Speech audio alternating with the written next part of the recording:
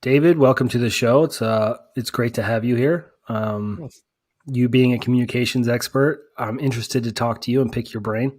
If you wouldn't mind starting off with kind of your background and how you became a communications expert. And I'm calling you a communications expert. I don't know if you want me to refer to you as something else, but Well, I think communication expert is fine, but more presentation skills, facilitation skills expert would be a better title, I think. So you were asking to tell a little bit about my background and my story and how I ended up here. Is that correct? yes, sir. Well, first of all, Frank, thank you so much for allowing me to be a part of your podcast. I've been following you for a while, and this is a great honor to not only be on here with a fellow veteran, but also to be on your podcast and share what I can to your listeners. Well, how did I get here? Well, I was born Babylon, Long Island, New York, born, raised, and conceived, not necessarily in that order. A year after high school, when I graduated high school, I went into the Air Force. But I always had a fascination with radio broadcasting ever since I was a little kid. I had no idea how I was going to finally end up in radio. But I was in the service. I spent 10 years active duty in the Air Force and 18 years in the reserves.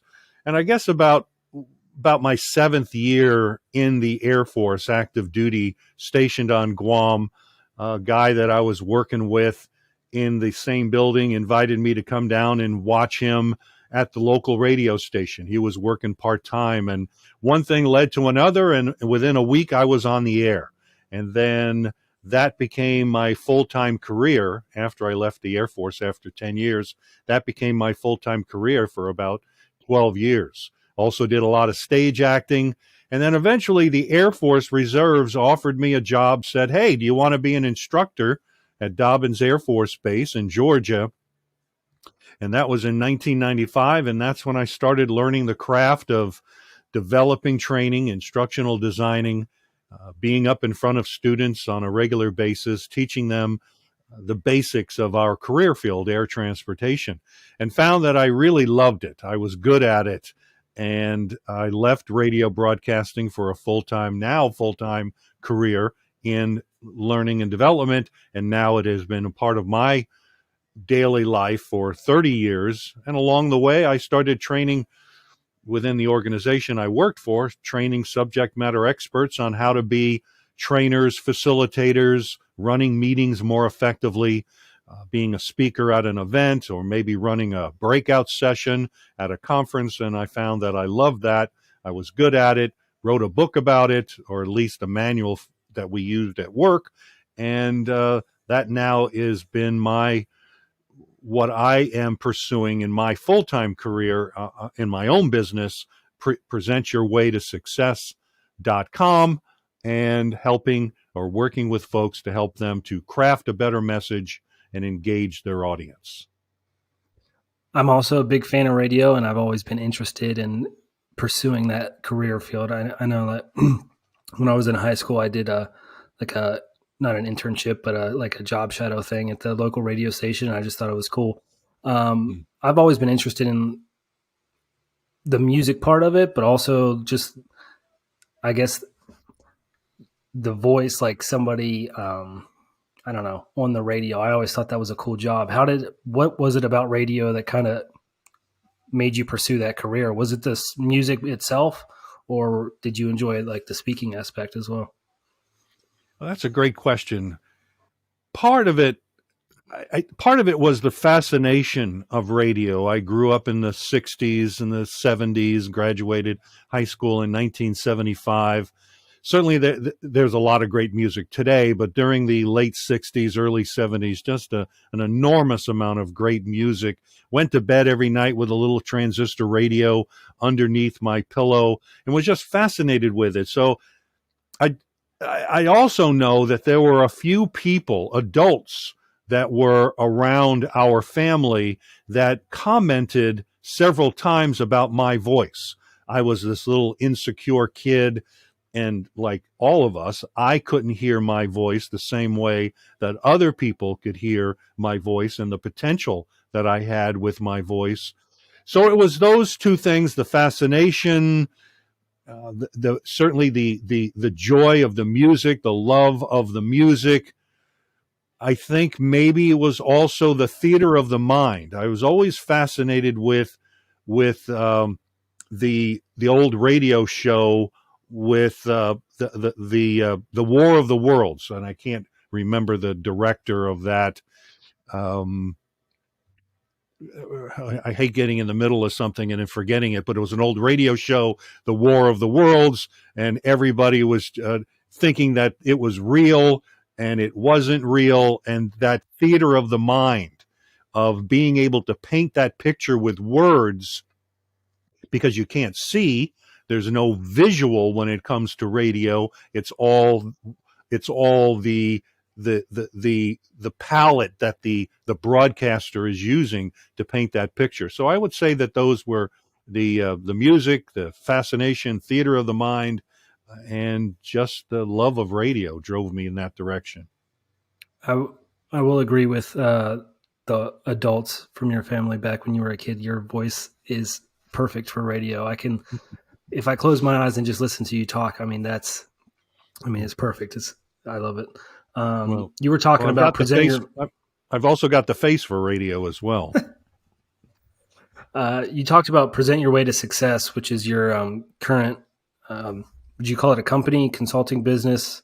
I actually wanted to ask you about that and also adult learning theory. If you could kind of dive into that a little bit. Okay. So we'll start with the business. The types of people that are attracted to my consulting business, presentyourwaytosuccess.com, are business owners, speakers, presenters, trainers, folks. They all have the same objective, and that is to craft a message that is going to engage their audiences. You can probably see the sign behind me. Talking and telling ain't training or selling.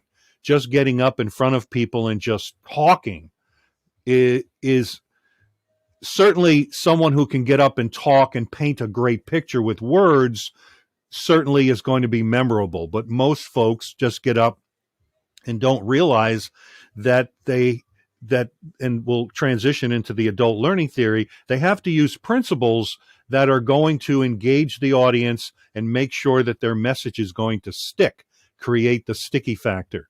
So the business is all about consulting with teams of trainers, teams of salespeople, individuals that, again, all want to do the same thing, engage their audience, craft a message that's going to be memorable, and it's going to be lasting to their audience. And the way that I do that at the foundation is the adult learning theory.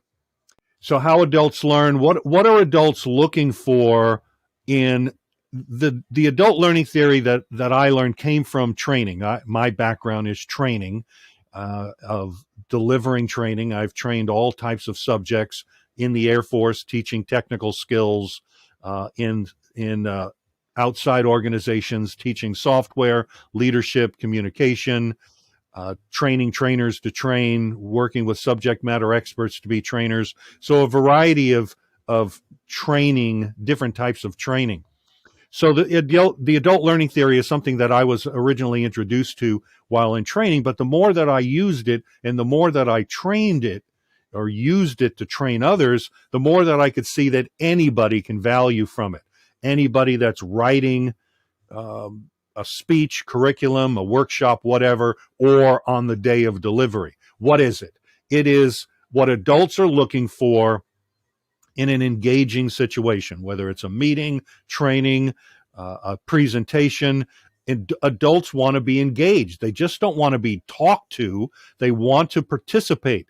Now, the participation might be just in their mind, where the speaker is able to deliver the content in a way that is relevant to their audience, relevant stories, relevant examples, but they're delivered in a way that now I can visualize it and I can also emotionally connect to the content, as well as crafting exercises, if it's a training situation, getting groups together, large groups, small groups. So the bottom line is, what is it? It's all about engaging your audience so your message sticks. Does that apply to, because my brain is going towards an interview, because to your point of like your sign, talking and telling ain't training or selling. And in a job interview, you're selling yourself. That's, how I would define an interview, right? You got to engage with the interviewer. Do you have people come talk to you about interview skills? Like, does this apply directly to that? Can you kind of interchange it? That's a great question. Yes, you certainly can use it in if I was the person being interviewed, and I have worked with folks to do mock interviews, and one of the first things that I bit of advice that I will give them is that no matter what the question is, you should respond in a way that you're able to show the person that's interviewing you how you can value the organization. So a couple of tricks that I also let them in on, like, that's a great question. I'm glad you asked that question. That's something my wife and I were just talking about just the other day, being excited. But if the question is about, for example, David, tell me about yourself. Well, I would keep it short and concise, but whatever I would disclose about myself, a majority of it is going to be how these influences I've had in the past are going to be able to benefit this organization. So yes, you can use the adult learning theory. So let me explain a little bit about what it is. There are 8 principles. There are 8 principles that all adults are looking for in an engaging environment. One of them, that they don't have to go in any sort of order, and they can all be crammed into one opening introduction. So, for example, primacy and recency is talking about creating an impactful opening and an impactful closure. Because as humans, we remember impactful firsts and we remember impactful lasts. So sticking with that interview, that if one of that initial walking into the room, looking the interviewer directly in the eyes, shaking their hands, sitting in a chair at attention, of looking directly at them, not and ah and all of that will lead to an impressive opening. An impressive closure would be, many times the interviewer will ask, well, what questions do you have of me? And me being in positions where I was interviewing people at time, there were many people that said, I don't have any questions. Well, what stood out to me was people who did have questions. And they could be simple questions like, what type of mentor program do you have? What are can you talk to me about some of the benefits? What do you, Mr. Interviewer or Miss Interviewer, what do you love about this organization? Can you tell me about the manager, or if this person is not the manager, as the manager, what kind of people do you look for that would fit best in this position? How do you want people best to communicate with you? So you've got to have a couple of questions in your magic bag of tricks. Would you just have them loaded, just loaded questions? Regardless how the interview went, just these are the 3 questions I'm going to ask no matter what? Well, yes and no. However, if somehow those 3 questions came up during the interview, then you're going to need a handful more and be prepared. And like I said, they could be very generic. Tell me about the benefits. How does the 401k work? When does medical kick in? What kind of, do you have a wellness program? What kind of mentor program, a training program? Just simple questions like that, but have at least 1 or 2 questions. It sounds like it's not necessarily the question itself. It's the act of asking a question, which is what sticks with the interviewer. To your point of the interviews that you conducted, you remembered people that asked you follow-up questions. How does this work with today a lot of people are remote. Obviously, we're doing this remote podcast. What are some of the things that people need to kind of shift from the old way of learning communication? When I went through school, it was like it's assumed that you're going to be physically in front of people, but it's not really how it works nowadays. Um, do you have any tips and tricks for kind of remote speaking, things like that? Yes. First of all, your eyes need to be glued onto the camera. So for the folks that are tuning in now, find the lens of your camera and put your finger right there. Maybe not put it directly on it so you don't put a fingerprint on it, but your eyes need to be glued on the camera, because now my eyes are glued on the camera, and I would imagine that you are, while you're viewing me, it looks like I'm looking directly at you. Where now I'm now looking into your eyes on my screen, and I would imagine that it looks different, even though the camera is very close to your eyes.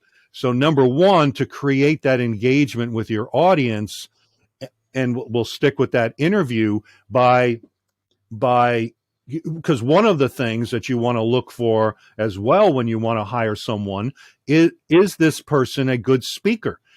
Do they come across confidently? Are they squirming in their seat? Are they sweating bullets?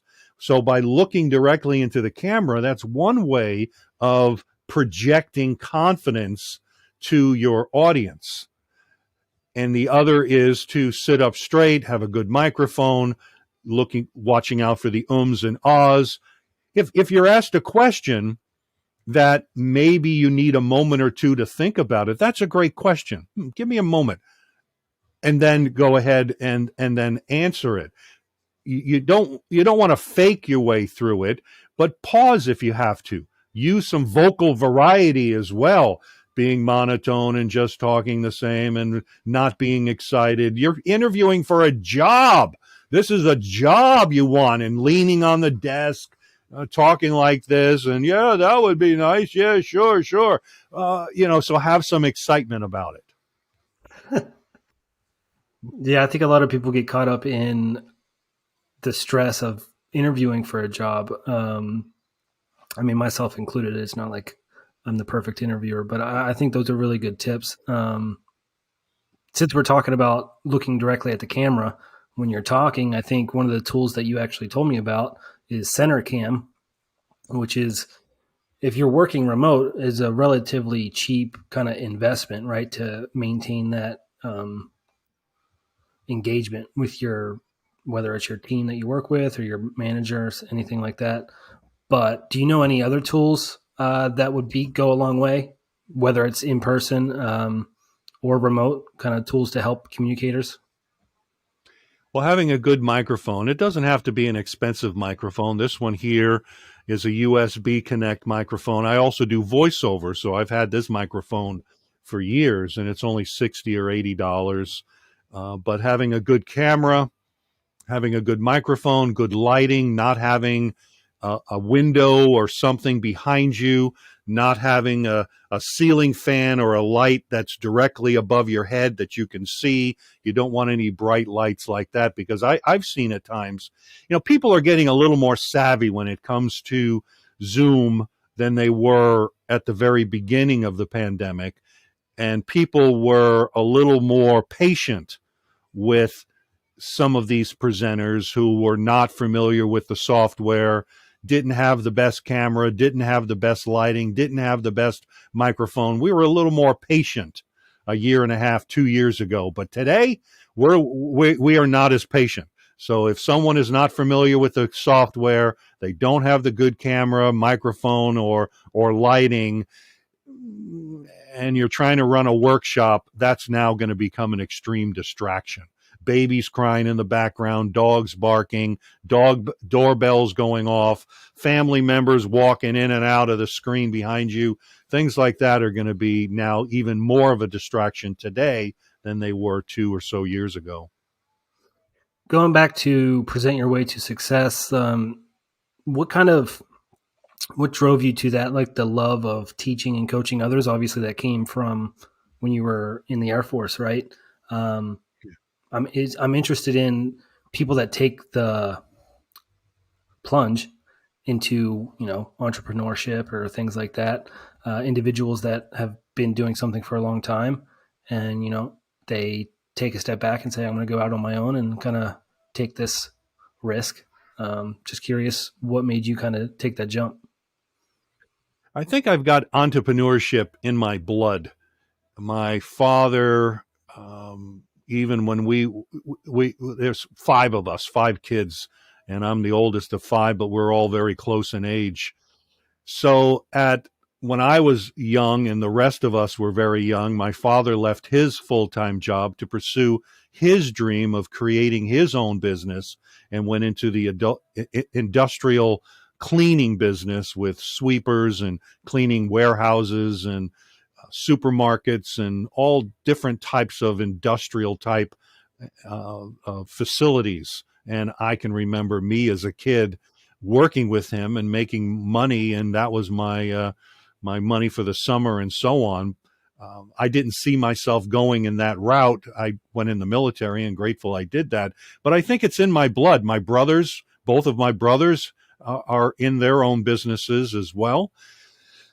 So that's part of it. And even when I was active duty, there were periods of time that I had a part-time job. When I was stationed in Homestead, Florida, we didn't have to go to work until noon because the one aircraft we had a day that we had to work didn't come in until 2 or 3 in the afternoon. So I had a newspaper route in the morning. Now, this is early 80s, back before the internet when there were a lot of newspapers. And so I delivered newspapers on base at Homestead Air Force Base. When I moved from there, went back to Guam for the second time, that's when I started in radio, a part-time job. I was working the weekends, and I was also then moved into the music director job. So I always had part-time jobs when I was active duty. Then when I left Guam and came back to the States at Travis Air Force Base, I was working part-time for the local radio station, KUIC in Vacaville.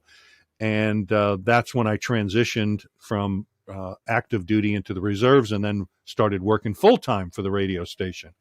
So I think that entrepreneurship was always something that it's in my blood. And now I love it. I love seeing people get that aha when I can ask them a million questions and dig. What's the objective? What are you trying to do? What's the purpose of this speech? Why are you doing this? Who's the audience? And just asking a lot of questions. I love the needs analysis part of training and development and working with folks that want to be better at speaking. How do you practice outside of just recording yourself on camera and then rewatching it? How can you get kind of some real world feedback? I think when we've spoken before, I think you do Toastmasters, which is can you explain Toastmasters and kind of that helped you kind of become an expert as well, right? Yes, that's a great place. Now that's one of the bits of advice that I will give any of my coaching clients, because yes, we can do a lot of work together one-on-one and craft a great speech, but it's like riding a bicycle. If you learn how to ride a bicycle by reading a manual, but you never get on the bicycle, are you going to be able to ultimately ride that bicycle? So you're going to have to get on that bicycle and ride it and practice. So one of the places that you can do that certainly is Toastmasters. It's one of the most inexpensive ways that you can speak on a regular basis. You can speak every week. There are a number of opportunities to speak in your club. There are a zillion clubs all over the world that meet at all different days and times and weekends and so on.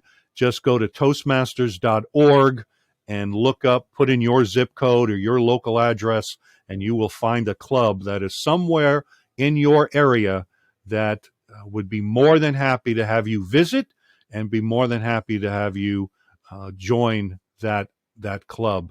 And you get good feedback as well every time you speak. and certainly maybe speaking at your church, finding opportunities to speak at work. I've had a very unique opportunity because I started, I did theater for a number of years. I also was a trainer for a number of years, which I still do today. So I've had a lot of opportunities to be up in front of people, but that doesn't negate that I still have to practice, and be prepared. One of the things I'd like to talk about is giving back to the military community. I believe it's kind of a responsibility for those that have found success in whatever avenue they have kind of pursued after their military. And specifically to you, you've kind of synced up with Hire Heroes USA, I believe. Yes. Would you share a little bit about Hire Heroes and kind of what you do with them? Certainly.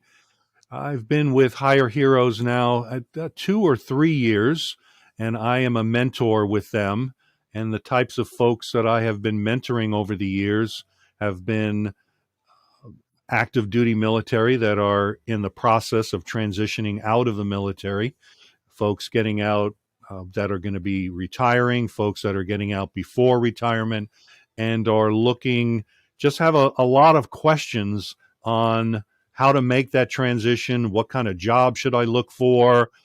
I'm with Hire Heroes. You don't have to be a transitioning veteran. You have to be a veteran, of course, but you could be out of the service for any number of years and still acquire their services. They have a lot of services, but I signed up with a very specific